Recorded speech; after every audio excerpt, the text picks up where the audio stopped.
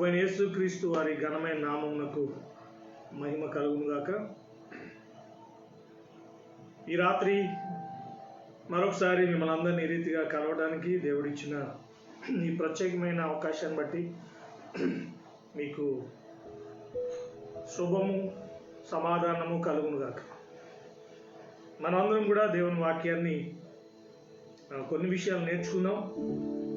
మీకు దేవుడిచ్చిన ఆసక్తిని బట్టి దేవునికి వందనాలు చెల్లిస్తున్నాను. మత్తయి సువార్త 5వ అధ్యాయంలో చెప్పబడిన రీతిగా నీతి కొరకు ఆకలి దప్పులు గలవారు ధన్యులు.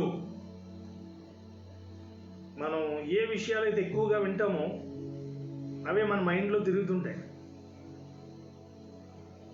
కాబట్టి ఈరోజు మనం వినే విషయాలు ఎక్కువగా మనం గమనించినట్లయితే కలవరపడే విషయాలు ఎక్కువ వింటున్నాం, భయపడే విషయాలు ఎక్కువ వింటున్నాం. అవే మన మైండ్లో అవి రొటేట్ అవుతుంటాయి. అలా కాకుండా మనకి నిరీక్షణ కలిగించే విషయాలు, మనకు ఆదరణ కలిగించే విషయాలు, మనకున్న పరిస్థితులకు పరిష్కారాన్ని చూపించే విషయాలు విన్నప్పుడు ఇవి కూడా మన మైండ్లో ఏదైతే వింటామో దానికి సంబంధించిన ప్రభావం తప్పకుండా ఉంటుంది. కాబట్టి అందుకనే దేవుడు ఆ విషయాన్ని దృష్టిలో పెట్టుకునే కీర్తన 1వ అధ్యాయంలో దివారాత్రము ధ్యానించేవాడు ధన్యుడు అన్నాడు. మీరు మార్నింగ్ ఈవినింగ్ నా మాటలను మెడిటేషన్ చేయండి, అప్పుడు మనం ధన్యులం. దట్ ఈస్ కాల్డ్ బ్లెస్డ్ అని రాయబడింది. అది ఆశీర్వాదం కూడా. కాబట్టి ఈరోజు దేవుని వాక్యాన్ని వింటున్నారంటే నేను యు ఆర్ బ్లెస్డ్ పీపుల్. అందరికీ ఆ ధన్యత రాదు. బైబిల్లో శరీరానుసారులు శరీర విషయాల మీద మనసు ఉంచుతారు, ఆత్మానుసారులు ఆత్మ విషయాల మీద మనసు ఉంచుతారని రాయబడింది. కాబట్టి మనం ఈ సమయం ఆత్మ సంబంధమైన విషయాలు తెలుసుకోవడానికి, పొందుకోవడానికి దేవుడు మనకి ఇచ్చిన ఒక అద్భుతమైన అవకాశమే. కాబట్టి నేను నమ్ముతున్నాను, దేవుని వాక్యాన్ని వింటున్నప్పుడు మీరు ఎలా వినాలో, ఇర్మియా గ్రంథము 10వ అధ్యాయంలో ఎలా వినాలో అక్కడొక అద్భుతమైన మాట రాయబడింది. ఆ మాటను మనం గమనించినప్పుడు 6వ అధ్యాయంలో 10వ వచనంలో రాయబడింది. ఇర్మియా గ్రంథం చాప్టర్ 6:10లో నేను చదువుతున్నాను. విందురని నేను ఎవరితో మాట్లాడేదను, ఎవరికి సాక్ష్యం ఇచ్చేదను, వారు వినుటకు తమ మనసును సిద్ధపరచుకొనరు గనుక వినలేకపోయిరి. ఇదిగో వారు యెహోవా వాక్యము యందు సంతోషం లేని వారై దాన్ని తృణీకరింతురు. కాబట్టి ఇక్కడ వాక్యం మనం గమనిస్తున్నాం. వినాలంటే రెండు ఉండాలి. దేవుడు రెడీగా ఉన్నాడు మాట్లాడడానికి. దేవుడు మాట్లాడితే అద్భుతం జరుగుతుంది. ఇలా వింటే నేను నమ్ముతున్నాను, ఇక్కడ చెప్పబడిన రీతిగా దేవుని వాక్యాన్ని వింటే ఆ రోజు తెస్సలోనిక 1వ పత్రిక 2:13లో చెప్పబడిన రీతిగా వాక్యమే విశ్వాసులైన మీలో కార్యసిద్ధిని కలుగు చేశాను. ఇక్కడ రెండు విషయాలు కనిపిస్తున్నాయి. ఒకటేమో వినుటకు మనసు సిద్ధపరచుకోవాలట. అంటే మనసు పెట్టి విన్నప్పుడు అది కూర్చుంటుంది. సీరియళ్ళు సినిమాలు చూసేవాళ్ళు మీరు గమనిస్తే వాళ్ళు మనసు పెట్టి వింటారు. అక్కడ ఏడిస్తే వీళ్ళు కూడా ఏడుస్తారు, అక్కడ నవ్వితే ఇక్కడ కూడా నవ్వుతారు. కానీ దేవుని వాక్యానికి వచ్చినప్పుడు చాలామంది వాళ్ళు ఎలా ఉంటారంటే, ఈ నెట్వర్క్ లేనప్పుడు మనం జూమ్లు ఎలాగ స్టక్ అయిపోతున్నామో, ఫోన్లో వీడియో కాల్ ఎలా స్టక్ అలా అయిపోతున్నారు. మనం కూడా స్పందన అనేది చాలా ఇంపార్టెంట్. కాబట్టి మనస్సుతో వినాలి, మనస్సు సిద్ధం చేసుకోవాలట. తర్వాత సంతోషంగా వినాలని, యెహోవా వాక్యం యందు సంతోషం లేని వారై. కాబట్టి వినేటప్పుడు ఆనందం ఉండాలి, వినే ముందు సిద్ధపడి ఉండాలి. కాబట్టి రెండు విషయాలు వాక్యం వినేటప్పుడు చదివేటప్పుడు మీకు ఉన్నట్లయితే you are a blessed people. అది ఆశీర్వాదం కూడా. కాబట్టి ఈరోజు నాకు దేవుడిచ్చిన కొన్ని విషయాలు దేవుని వాక్యంలోంచి మనం నేర్చుకుందాం. యోనా గ్రంథం గురించి కొన్ని విషయాలు నాతో దేవుడు ఈరోజు కొన్ని ప్రేరేపణలు ఇచ్చాడు. ఆయన దేవుడు ఏదైనా చేసేటప్పుడు అది ఆశీర్వాదమైన తీర్పైన అది ఎలా ఉంటుందంటే వెంటనే చెప్పిన వెంటనే చేయడు ఆయన. దానికి ఆయన ఎలాంటి ప్రాసెస్ తీసుకుంటాడు, ఏదైనా చెయ్యాలనుకున్నప్పుడు దేవుడు దాన్ని ఎలా చేస్తాడు, దాని విధానం ఎలా ఉంటుంది అన్నది మనం గమనించినట్లయితే యోనా గ్రంథంలోకి మనం వెళ్తే మొదటి అధ్యాయంలో ఇలా రాయబడింది. యోనా గ్రంథంలో వెరీ పవర్ఫుల్ వర్డ్ దేవుని వాక్యంలో మనం చూస్తున్నాం. మొదటి అధ్యాయం 2వ వచనంలో, నినివే పట్టణస్థుల దోషము నా దృష్టికి ఘోరమాయను గనుక నీవు లేచి నినివే మహాపట్నమునకు పోయి దానికి దుర్గతి కలుగునని ప్రకటింపుము. నినివే గురించిన ఒక విషయం దేవుని దగ్గరికి చేరింది. వారి యొక్క దోషము, వారు చేసిన ఘోరమైన కార్యాలు నా దృష్టికి ఘోరమాయను. దేవుడు దాన్ని భరించలేకపోయాడు. దేవునికి కూడా మీరు గమనించినట్లయితే కొన్నింటికి లిమిట్స్ పెడతాడు. ఆ లిమిట్స్ దాటితే ఏమవుతుందంటే తప్పకుండా దానికి ఏం చేయాలో చేస్తాడు. కాబట్టి దేవునికి ఈ విషయం తెలిసి నినివే పట్టణం అప్పుడున్న దినాల్లో మిగతా వాటికన్నా నినివే పట్టణం అన్నది చాలా ఘోరంగా తయారైపోయింది. కాబట్టి దాని విషయంలో ఏదో చేయాలనుకున్నాడు దేవుడు. యోనాను పిలిచాడు, బాబు నువ్వు ఆ పట్టణానికి వెళ్ళి నేను ఇలా అనుకుంటున్నానని చెప్పు. దేవుడు ఇలా అనుకుంటున్నాడు, మీ మీదకి దేవుని ఉగ్రత రాబోతుంది అని దేవుడు చెప్పమన్నాడు. ఇంకా మీరు చూసినట్లయితే అక్కడ వాళ్ళ గురించి దానికి దుర్గతి కలుగునని ప్రకటింపము. ఒకటే మాట చెప్పాడు, రక్షిస్తానని మాట్లాడలేదు ఆయన. దానికి నాశనం రాబోతుంది, నినివే పట్టణాన్ని నేను నాశనం చేయబోతున్నానని చెప్పు అని వన్ స్టేట్మెంట్ దేవుడు ఇచ్చాడు. ఆ పట్టణం గురించిన అక్కడ ఏదైతే జరుగుతుందో దేవునికి ఆ విషయాలన్నీ కూడా ఆయన చూశాడు. చూసిన తర్వాత దాని విషయంలో ఏదో చేయాలనుకున్నాడు. యోనాను పంపించినట్లు మనం చూస్తాం. ఈ రీతిగా ఆయన వెళ్ళాడు. మనం చూస్తే 3వ అధ్యాయంలో చూస్తే యోనా తర్వాత ఈ 1-2 వచనాలు మనం తర్వాత చూద్దాం. 3వ అధ్యాయంలో మనం చూసినట్లయితే యోనా వెళ్ళి అక్కడ మనం గమనించినట్లయితే 3వ వచనంలో, కాబట్టి యోనా లేచి యెహోవా సెలవిచ్చిన ఆజ్ఞ ప్రకారము నినివే పట్టణమునకు పోయి, నినివే పట్టణము దేవుని దృష్టికి గొప్పదై 3 దినముల ప్రయాణమంత పరిమాణము గల పట్టణము. యోనా పట్టణములో 1 దిన ప్రయాణమంత దూరం సంచరించుచు ఇక 40 దినములకు నినివే పట్టణము నాశనమగునని ప్రకటన చేయగా. ఆయన ఎవరు ప్రకటించాడంటే ఇంకొక 40 days ఈ నినివే పట్టణము నాశనం కాబోతుంది. 40 days దేవుడు టైం ఇచ్చాడు. మీరు ఇంకా ముందుకు వెళ్తే సొదొమ గొమొర్రా విషయంలో కూడా వెంటనే దేవుడు నాశనం చేయలేదు సొదొమ గొమొర్రాను కూడా. ఆల్రెడీ అంతకుముందు వారికి ఒక అవకాశాన్ని కూడా ఇచ్చాడు. మీరు సొదొమ గొమొర్రా పట్టణం చూసినట్లయితే వేరే రాజులు వచ్చి ఆ సొదొమ పట్టణంలో ఉన్న వాళ్ళందరినీ కూడా జయించి వాళ్ళ ఆస్తిని అంతా ఉన్నదంతా కూడా దోచుకుని వెళ్ళిపోయారు. వాళ్ళు వెళ్ళిపోయినప్పుడు అబ్రహాం వెళ్ళి మరలా వారిని జయించి మరలా వారు కోల్పోయిన వాటన్నిటిని తీసుకొచ్చి మరలా సొదొమ గొమొర్రా రాజుకి ఇవ్వడం జరిగింది. లోతును కూడా అక్కడ తప్పించడం మనం చూస్తాం. దేవుడు అనుకున్నాడు వాళ్ళు ఆలోచిస్తారేమో ఈ రీతిగా మనకి ఇలా జరగడానికి, మనం ఇలా ఓడిపోవడానికి, ఉన్నవన్నీ కోల్పోవడానికి గల కారణం ఈ సొదొమ గొమొర్రాలో ఉన్న ప్రజలు ఆలోచిస్తారేమో అనుకున్నాడు దేవుడు.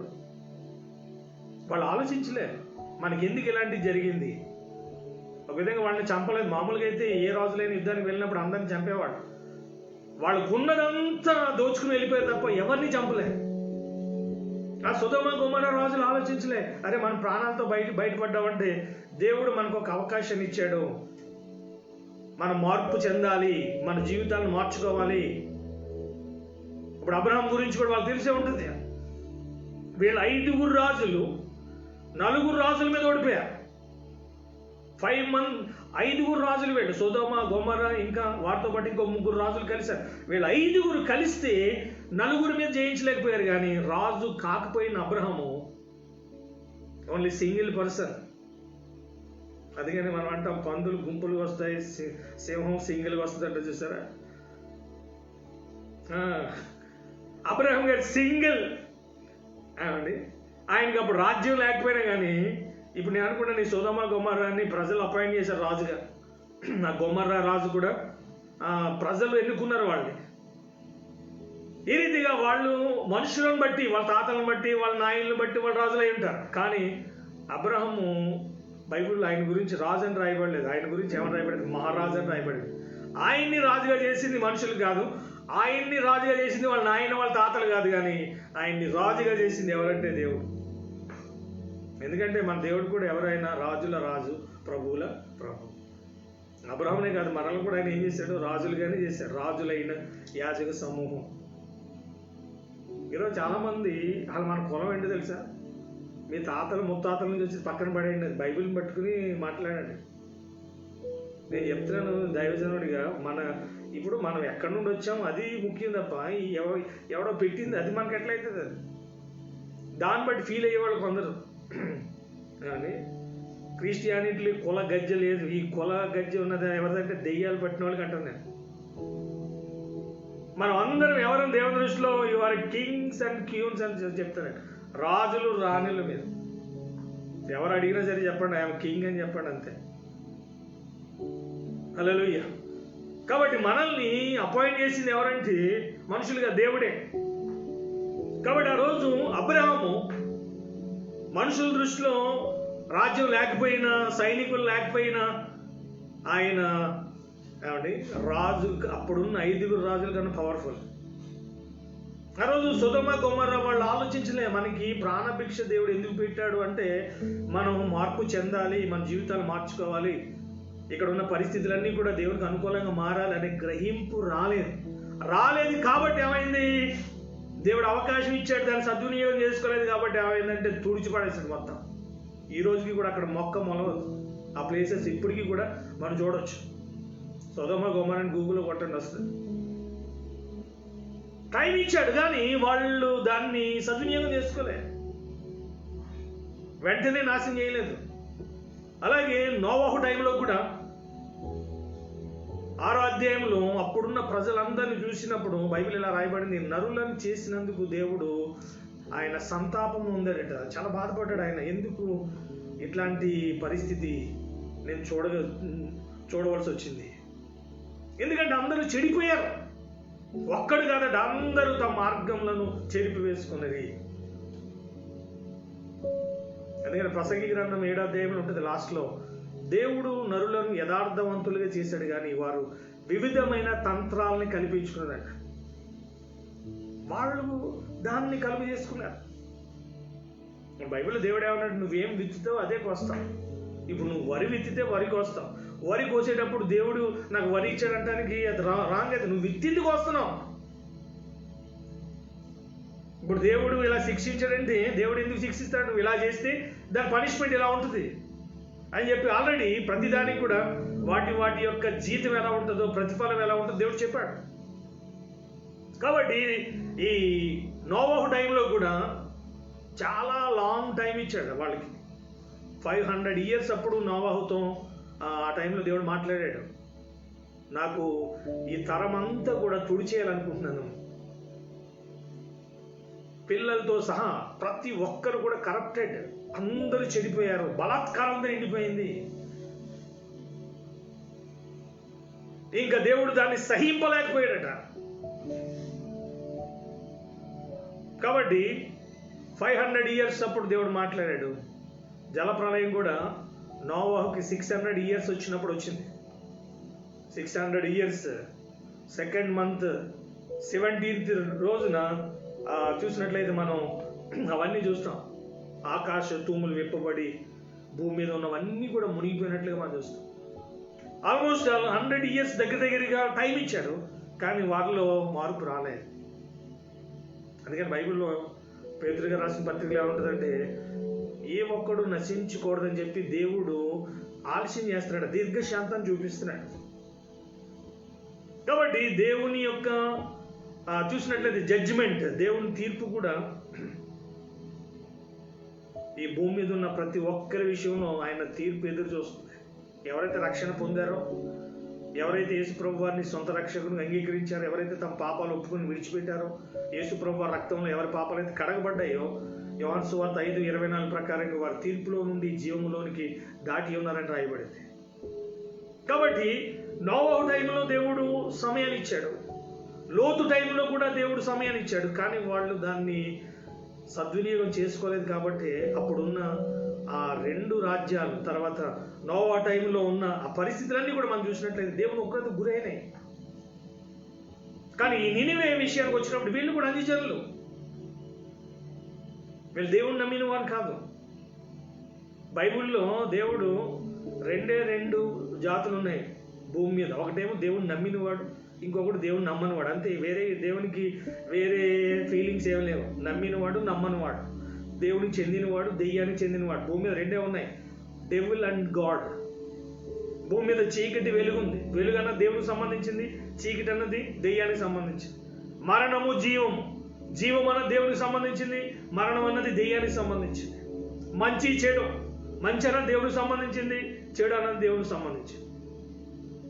ఈ రీతిగా దేవుడు చూసినట్లయితే ప్రతిదానికి కూడా దీవించడానికి కూడా టైం పెడతాడు. దీవిస్తానని చెప్తాడు, కొంత టైం తీసుకుంటాడు.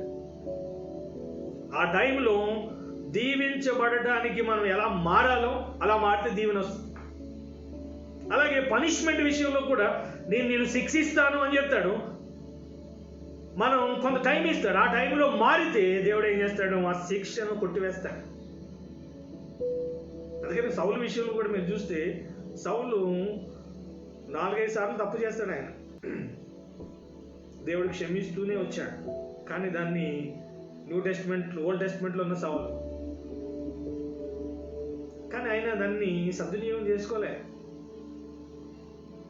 అదే దావీదు గారు అయితే తప్పు చేసినప్పుడు దేవుడు మళ్ళీ ప్రవక్తను పంపించాడు. ఆయన కూడా తప్పు చేసినప్పుడు ప్రవక్త వచ్చాడు.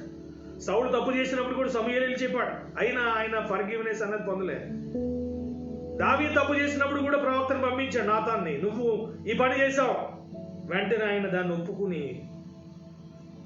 ఎస్ నేను ఇలా మిస్టేక్ చేశాను, దేవుని వ్యతిరేకంగా పాపం చేశాను అని చెప్పి ఆయన క్షమాపణ అడిగి 51వ కీర్తన రాశాడు.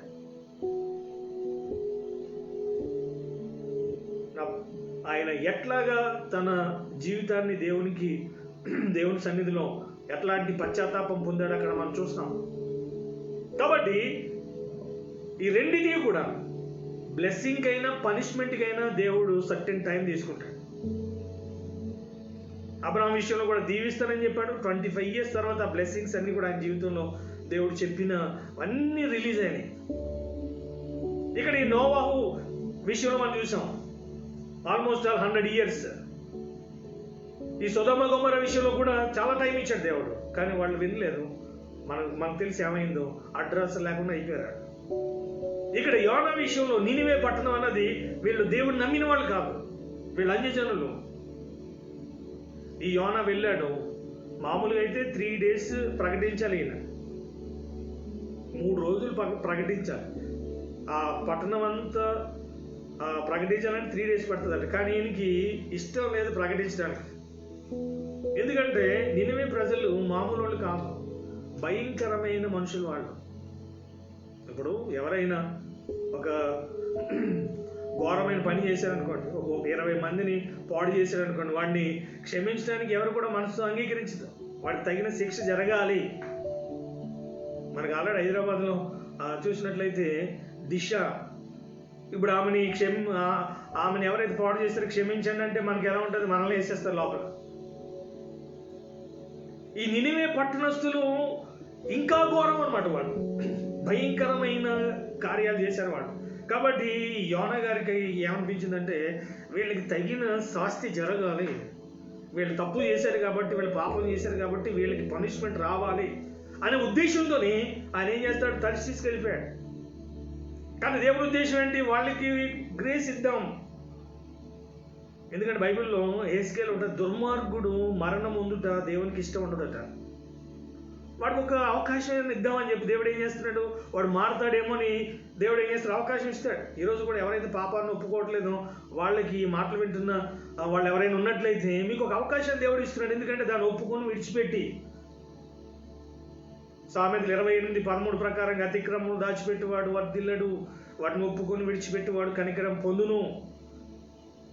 కాబట్టి నీకు ఇంకా అవకాశం ఇస్తున్నాడు. ఎందుకంటే నువ్వు వాటిని ఒప్పుకొని విడిచిపెడతావని. మతం మార్చుకోవడానికి కాదు, దేవుని ఉగ్రత నుండి తప్పించుకోవడానికి. ఇది కులం మారటం కాదు, మతం మారటం కాదు. అది బైబిల్లో అది లేదేం లేదు. అసలు కులం అని లేదు, మతం అని లేదు. This is the way of God. ఒక వ్యక్తి దేవుని మార్గంలో నడవడానికి దేవుడిచ్చిన ఒక అద్భుతమైన చూసినట్లయితే అవకాశం ఇది. కాబట్టి ఇక్కడ నినివే పట్టణంలో చూసినట్టు సువార్త ప్రకటించడానికి యోనాకి ఇష్టం లేదు. ఎందుకంటే వీళ్ళు భయంకరమైన క్రూరులు, వ్యభిచారులు, దొంగలు, నరహంతకులు. ఏ ఏ పాపాలు ఉన్నాయో 100% అక్కడ అన్ని జరిగినాయి. ఒకటి కాదు, రెండు కాదు వాళ్ళు చేసినాయి. వాళ్ళ హిస్టరీ చూస్తే వాళ్ళని ఎవడు కూడా క్షమించడు. కానీ దేవుడు, ఆయనకు ఒక పేరుంది, కరుణామయుడు. ఆయన క్షమాపణ ఎట్లాంటి వ్యక్తినైనా సరే, ఈ వ్యక్తిని దేవుడు క్షమించడు అంటానికి ఒక్కడు లేడు, ఎవరినైనా సరే.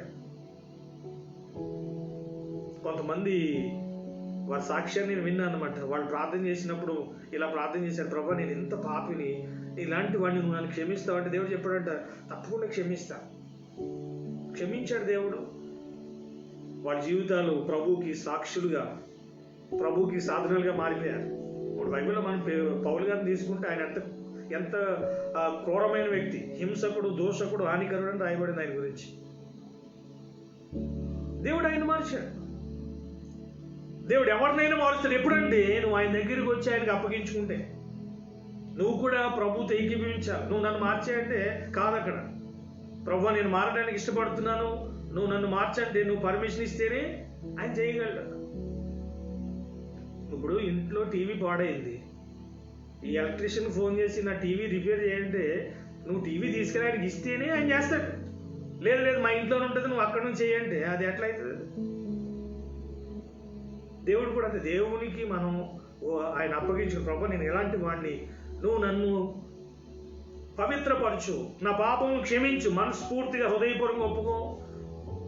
నేను చెప్తున్నాను, వాక్యం ఇలా రాయబడింది 2 Corinthians 5:17 ఎవడైనా క్రీస్తునందున్న ఎడల నూతన సృష్టి, పాతవి గతించెను. నువ్వే మార్చుకో అంటే అది కాదది, ఆయన పని కాదు. మారటం నీ పని. అది భోజనం ఆయన ఇస్తాడు, తింటావు నీ పని. కాబట్టి ఇక్కడ ఈ నినివే పట్టణం విషయంలో యోనా గారికి అయితే బలవంతంగా చెప్తున్నాడు. ఆయన ఇష్టం లేకుండా ఇక తప్పదు, ఎందుకంటే దేవునికి భయపడుతున్నాడు కాబట్టి. అంత మాత్రమే కాదు, దేవుడు ఆ పట్టణాన్ని ప్రేమిస్తున్నాడు. ఈయన వెళ్ళి ఒక్కరోజే చెప్పాడట, 3 days ప్రకటించాలి, మొత్తం అందరికీ చెప్పాలి. కానీ ఒకే రోజు వెళ్ళి ఏం చెప్పాడంటే, మీరు అందరూ మారని చెప్పలే, మీరు అందరూ మార్పు చెందండి అని చెప్పలే, మీరు మార్పు చెందితే దేవుని ఉగ్రత మీ మీదకి రాదని చెప్పలే.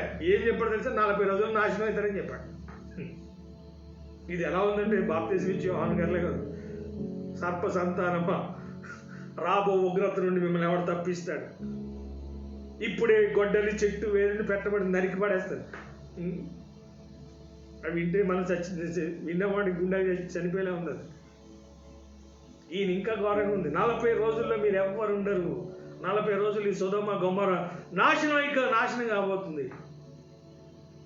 నిజంగా ఎంత మార్పు ఒకేసారి దేవుని గురించి విన్నారు. ఈరోజు కూడా కొందరు దేవుని గురించి మాట్లాడుతుంటే రకరకాల కామెంట్స్, కొందరు వ్యతిరేకించేవాళ్ళు, కొందరు చూద్దామని అనుకునేవాళ్ళు, కొందరు ఇది ఎప్పుడు ఇది అయ్యే పనా అని చెప్పి ఈ రీతిగా రకరకాల మెంటాలిటీస్ మనం చూస్తున్నాం. కానీ నినివే ప్రజల్లో ఉన్న ప్రత్యేకత ఏంటంటే వాళ్ళంతా మూర్ఖులైనప్పటికీ కూడా 1 dayలో ఒక్కరోజు దేవుని మాట విన్నప్పుడు ఇలాంటి చేంజెస్ బైబిల్లో పొందిన వాళ్ళు చాలా రేర్. ఒక్కసారి దేవుని మాట వినగానే మార్పు చెందిన వాళ్ళు లీస్ట్ మనం చూసినట్లయితే బైబిల్లో చాలా రేర్. అలాంటి వారిలో జక్కయ్య ఒక ఆయన కనిపిస్తాడు. లూకాసు వార్త 19వ అధ్యాయంలో ఫస్ట్ టైం ప్రభుని కలుసుకున్నాడు. ప్రసంగం చేయలే, అద్భుతం చేయలే, జస్ట్ నీ ఇంటికి వస్తానని అనగానే ఆయన ఏం చేశాడు? తప్పులను ఒప్పుకున్నాడు. నేను అన్యాయంగా సంపాదించాను కాబట్టి ఎవరి దగ్గర తీసుకున్నాను వాడికి ఇన్ని రెట్లు 4 రెట్లు ఇచ్చేస్తా. యేసుప్రభు వారు కూడా చెప్పలే నువ్వు అన్యాయంగా సంపాదించింది ఇచ్చేయను ఆయన అని అనలే. ఆయన జస్ట్ నీ ఇంటికి వస్తానన్నాడు అంతే. కలుసుకోగానే మారు మనసు వచ్చింది. సమరయ స్త్రీ కూడా ప్రభువుని కలుసుకోగానే, యోహాను సువార్త 4వ అధ్యాయం మనం చూస్తే కలుసుకోగానే కొండగా విడిచిపెట్టింది. వచ్చినప్పుడు చూస్తే ఆమెకి సాక్ష్యం లేదు. ప్రభుని కలిసి వెళ్ళగానే సాక్షిగా మారిపోయింది. ఇంటికి కూడా వెళ్ళే, పట్టణానికి వెళ్ళిపోయింది. వన్ టైం ఎన్కౌంటర్ ప్రభుతో. నిజంగా ఎంత గొప్ప సాక్షి. ఈరోజు కొందరికి పుట్టినప్పుడు నుంచి అంటున్నారు, మరి సిగ్గు లేదు కొందరికి. వాళ్ళకి ఇంకా మారు మనసు రాలే. అరే నేను పాపంలో ఉన్నాను, నా మనసు సరిగా లేదు, నా హృదయం సరిగా లేదు, నా అలవాట్లు సరిగా లేదు, నన్ను నేను మార్చుకోలేను. యెషయా గ్రంథంలో, ఇర్మియా గ్రంథంలో 10వ అధ్యాయం 23లో ఉంటుంది, ఎవడు కూడా తన్ను తాను సన్మార్గములో నడవుట వాని వశంలో లేదట. ఇర్మియా 10:23లో మీకు ఆ మాటలు ఉంటాయి. మనిషి తన్ను తాను మార్చుకోలేడు, అంత మాత్రమే తనంతట తాను దేవుని మార్గంలో నడవలేడు. ఈ రెండు కూడా రక్షణ పొందిన తర్వాత దేవుడు ఏం చేస్తున్నాడు? మనిషిని మారుస్తున్నాడు, తన మార్గంలో ఆయన నడిపిస్తున్నాడు. ఈ రెండు జరిగినాయి అక్కడ. ఇర్మియా 10:23లో మీరు తర్వాత చూడండి. కాబట్టి మనంతట మనం మార్చుకుంటే ఇంకా ఆయన ఎందుకు? కాబట్టి ఆయన ఏం చేస్తాడంటే, యెహెజ్కేలు 36:26లో ఆయన చెప్పాడు, నూతన హృదయం మీకు ఇస్తాను, నూతన స్వభావం మీకు కలుగు చేస్తాను, రాజగుండె మీలో నుండి తీసివేసి మాంసపు గుండెని మీకు ఇస్తాను. నా హృదయాన్ని కూడా నేను మార్చుకోలేను. ఒకప్పుడు రాడికల్గా ఉండేవాడిని. ఆ ప్రభు గురించి విని, ఆ ప్రభు సన్నిధిలో ప్రార్థన చేసిన మరుక్షణం ఆ మైండ్ సెట్ని ఆయన మార్చాడు, నా పాపలు క్షమించాడు. కాబట్టి ఈ నినివే పట్టణస్థులు ఒక్కసారి దేవుని గురించి వినగానే ఆయన్ని, బాబు ఇంకా మిగిలిన వాళ్ళు ఉన్నారు, వాళ్ళు కూడా సువార్త ప్రకటించిందని చెప్పి ఆ యోనా గారిని బతిమాలే. ఆయన వచ్చి మనకి మొత్తానికి దేవుని గురించి చెప్పాడు, ఇక్కడ నుంచి మనమే చూసుకోవాలని చెప్పి కొంతమందికి చూసినట్లయితే రాజు ఏం చేసినట, దూతలను పిలిచి, అయ్యా ఏదైతే ఈయన చెప్పాడో అది మీరు వెళ్ళి మొత్తం మన దేశం అంతా ప్రకటించాడు. నాకు ఇక్కడ ఒక సీక్రెట్ కనిపిస్తుంది. ఇంకా మారు మనసు పొందకుండా సువార్త ప్రకటించిన దేశము, వ్యక్తులు ఎవరైనా ఉన్నారంటే, మారు మనసు పొందకుండా సువార్త ప్రకటించారు వాళ్ళు. ఈరోజు సువార్త ప్రకటించాలంటే కొందరు ట్రైనింగ్ అయినోడు కూడా సువార్త ప్రకటించట్లేదు. బీటీహెచ్, సిటీహెచ్ చేసి ఇంట్లో కూర్చుంటున్నారు కదా. వాళ్ళు బాప్తిజం తీసుకోవాలి. పైగా ఓల్డ్ టెస్ట్మెంట్లో వాళ్ళకి చూసినట్లయితే ఆజ్ఞ లేదు, సర్వలోకానికి వెళ్ళి సర్వ సృష్టికి సువార్త ప్రకటించటాన్ని. కానీ యోనా గ్రంథంలో చూస్తే ఆ రాజు ఏం చేసినట్ట, కొంతమంది సేవకులు లేదా దూతలను నియమించి, మీరు వెళ్ళి ఈ వార్తను ప్రకటించండి మొత్తం మన పట్టణం అంతా కూడా. ఒక విధంగా మీరు గమనించండి, దేవుడు న్యూ టెస్ట్మెంట్లు ఇచ్చిన ఆజ్ఞను ఓల్డ్ టెస్ట్మెంట్లను వాళ్ళు నెరవేర్చారు. అక్కడ మనం చూస్తాం ఇలాంటి చేంజ్ ఎక్కడ కూడా. ఇప్పుడు మనకి కరోనా వైరస్ వచ్చి మనుషులు చచ్చిపోతున్నారంటే, గబ్బిలేలు చచ్చిపోతున్నాయంటే, కుక్కలు చచ్చిపోతున్నాయంటే, కాకులు చచ్చిపోతున్నాయంట. దాని ఎఫెక్ట్ అలా ఉంది. ఆ తెగులకి చూసిన రీజన్స్ కొందరు రకరకాలుగా చెప్తున్నారు, ఎందుకు చనిపోతున్నారో మనకు తెలియదు. కానీ ఇక్కడ వచ్చిన చేంజ్ మనం చూస్తే, మనుషులు, రాజు దగ్గర నుంచి సర్వెంట్ వరకు, యానిమల్స్తో సహా టోటల్ ఆ కంట్రీలో ఉన్న మనుషులు, జంతువులన్నీ కూడా ఉపవాసం ఉండి వాళ్ళు ఏం చేశారు తెలుసా, తమ పాపములను ఒప్పుకున్నారట. నేను చదువుతున్నాను ఇక్కడ 7-8 వచనాలు 3వ అధ్యాయంలో. మరియు రాజైన తానును తన మంత్రులను ఆజ్ఞీయగా, ఒకవేళ దేవుడు మనసు త్రిప్పుకొని పశ్చాత్తాప్తుడై మనము లయము కాకుండా తన కోపాగ్ని చల్లార్చుకొనును గనుక మనుషులు ఏదియు పుచ్చుకొనకూడదు, పశువులు గాని, ఎద్దులు గాని, గొర్రెలు గాని మేత మేయకూడదు, నీళ్లు త్రాగకూడదు. మనుషులందరూ తమ దుర్మార్గములను విడిచి తాము చేయు బలాత్కారములను మానివేయవలెను. మనుషులేమి పశువులేమి సమస్తమును గోనెబట్ట కట్టుకొనవలెను. జనులు మనపూర్వకముగా దేవుణ్ణి వేడుకొనవలెనని అని దూతలు నినివే పట్టణములో చాటించి ప్రకటన చేసిరి. ఇక్కడేమో యోనా చేసిన ప్రకటన ఎలా ఉంది, ఈ దూతలు చేసిన ప్రకటన ఎలా ఉంది చూడండి, ఎంత అద్భుతంగా ఉంది. యోనా ఏం చెప్పాడు, నాశనం కాబోతుంది అన్నాడు. కానీ వీళ్ళు ఏమని ప్రకటన చేశారు, మనుషులందరూ కూడా తమ దుర్మార్గములను విడిచి తాము చేయు బలాత్కారములను మానివేయవలెను. వేడుకుంటున్నాను అనలే,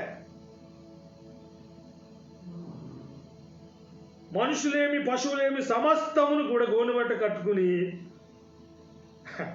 పశువులకు కూడా కట్టినట్టున్నాడు, మనుషులేమి పశువులేమి జనులు మనపూర్వకముగా ఎలాట హృదయపూర్వకంగా దేవుణ్ణి వేడుకొనవలనని ప్రకటన చేశారట. ఆ దూతలు వెళ్ళి ప్రకటన చేశారట. ఇప్పుడేమో మన గవర్నమెంట్ కూడా ప్రకటన చేస్తుంది, బయటికి వెళ్ళకండి, ముక్కుకి మూతికి తగిలించుకోండి. ఇది ఆల్రెడీ డేంజర్ జోన్లో ఉన్నాం. ఆల్రెడీ ఇక్కడ తెగులు స్టార్ట్ అయింది. కానీ ఈ గవర్నమెంట్ మాటలు జనాలు చాలామంది వినట్లే. కానీ నిజంగా ఈ ప్రజల్ని ఎంత అభినందించాలి చూడండి. ఎప్పుడైతే రాజుగారు ఒక స్టేట్మెంట్ ఇచ్చారో మనం చూస్తే 10వ వచనంలో, నినివే వారు తమ చెడు నడతలను మానుకొనగా వారు చేయుచున్న క్రియలను దేవుడు చూచి పశ్చాత్తాప్తుడై వారికి చేయుదునను మాట ఇచ్చిన కీడు చేయక మానెను.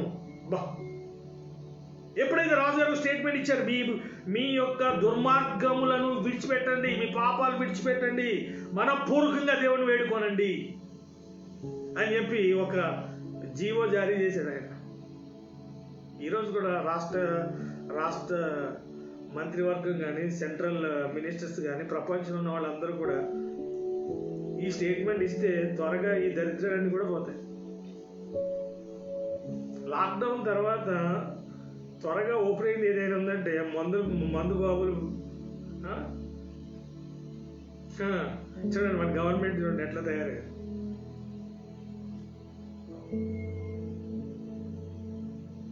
ఈరోజు మనం చూసినట్లయితే ఏ దేశం కూడా అరే ఇలాంటి తెగుళ్ళు దరిద్రాలు ఎందుకు వస్తున్నాయంటే మనం చేసిన పాపాలు, తాగుబోతులు ఎక్కువైపోయారు, వ్యభిచారులు ఎక్కువైపోయారు, దొంగలు ఎక్కువైపోయారు, నరహంతకులు ఎక్కువైపోయారు. అయ్యా మీ పద్ధతులన్నీ మార్చుకోండి. ఎవ్వడని చెప్తున్నాడు? ఎవడు చెప్పట్లే. ఇక్కడ యోనా కూడా చెప్పలే మీ జీవితాలు మార్చుకోండి, మీ పాపాలు ఒప్పుకోండి చెప్పలేదు ఆయన. 40 రోజుల్లో నాశనం కాబోతుంది. వాళ్ళకి అర్థమైపోయింది నాశనం ఎందుకు వస్తుంది అన్నది. వాళ్ళకి అర్థమైంది చూడండి. ఎప్పుడు కూడా దేవుడి గురించి తెలియకపోయినా, దేవుడు వాళ్ళకి అర్థమైపోయిన ఈరోజు జనాలందరికీ తెలుసు దేవుడు ఉన్నాడని తెలుసు. తప్పు చేస్తే, పాపం చేస్తే తప్పకుండా దేవుడు శిక్షిస్తాడు అని ప్రతివాడు కూడా భయపడుతున్నాడు. ఆల్రెడీ వాడికి ఇంకా రాలే, ఆ ఉగ్రత రాకముందే వాళ్ళు వారి పాపములను ఒప్పుకుని విడిచిపెట్టారు. ఈరోజు ఆల్రెడీ ఉగ్రత నెత్తి మీద ఉంది జనాలు, కానీ ఎవరికి కూడా ఆ భయం లేదు. ఏ గవర్నమెంట్ కూడా అంత ధైర్యంగా అరే మీ పద్ధతులు మార్చుకోండి. ఈరోజు కుటుంబాలు నాశనం అయిపోతున్నాయి, సమాజం నాశనం అయిపోతుంది, నైతిక విలువలు లేవు. కాబట్టి ఇవన్నీ మనం మార్చుకుంటే ఇలాంటి విపత్తు నుండి మనం తప్పించబడతాం. ఒక్క సీఎం కానీ, పిఎం కానీ, ఏ ప్రెసిడెంట్ కానీ ఎవరు చెప్పలే. ఏం చెప్తున్నారు వాళ్ళు? చేతులు కడుక్కోండి, మూతులు కడుక్కోండి అన్నారు తప్ప హృదయాన్ని కడుక్కోండి అని చెప్పండి. ఈ రెండు ఇంపార్టెంట్. అది ఇంపార్టెంట్, ఇది ఇంపార్టెంటే. యేసుప్రభు ఏమన్నాడు? లోపలే కాదు బయటికి కూడా కడగమన్నాడు. అప్పుడున్న శాస్త్రులు పరిచయాలు ఏమన్నారు? బయట కడిగితే చాలన్నారు. ఇప్పుడు చేతులు కాళ్ళు కడుక్కున్నట్లుగా మనం. కానీ యేసుప్రభు వారు ఏం చేశారు? అడ్వాన్స్ లోపల కూడా కడగండి, మీ హృదయాన్ని కూడా కడుక్కోండి. ఆటోమేటిక్గా బయట కూడా రెండు ఉంటే మంచిది. అది చాలా మంచిది. అది హల్లెలూయా. నువ్వు బయట కడుక్కుంటే ఏమండి అది నీతో ఉన్న వాళ్ళకి మంచిగా ఉంటుంది. నువ్వు 4 రోజులు స్నానం చేయలేదనుకో నీ పక్క ఉన్నవాడికి ఎలా ఉంటుంది? అలాగే నీ హృదయాన్ని కడుక్కోకపోతే దేవునికి ఇంకా ఘోరంగా ఉంటుంది.